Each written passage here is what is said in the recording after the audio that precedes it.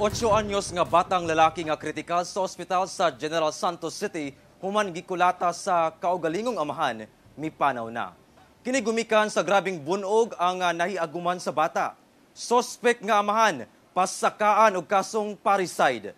Dugang detalye sa report ni Justoni Humamil. Nakaangkon og mga bali ug bunog sa lawas ang 8 anyos nga bata nga si Yuri Canlaon. Human gikulata sa kaugalingong amahan niini sa ilang balay sa Templado, Barangay Fatima sa General Santos City, kadlawon niadtong Martes. Nadala sa ospital ang biktima. Paglabay sa pipila ka adlaw nga kritikal nga kahimtang sa ospital. Kaganihang alas 3 sa kadlawon adlong Huwebes, namatay kini sa ospital.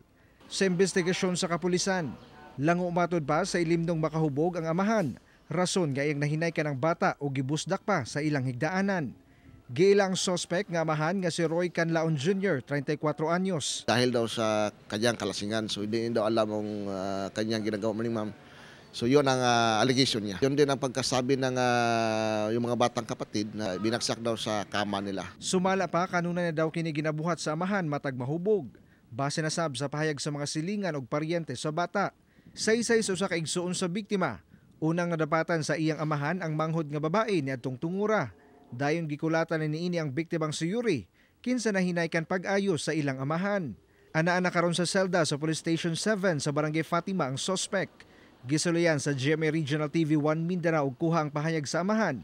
Apan igo na lang kini sa pagbakho ug nangayog pasaylo sa iyang nabuhat. Sir, gusto po kayo sir para sa pamilya ninyo. Ano gusto niyo sabihin po?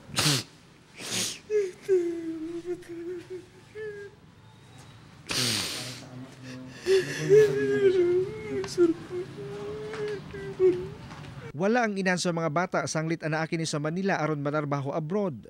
Hinuon nakauli na kini karon ug aron iplastar ang patay nga lawas sa anak.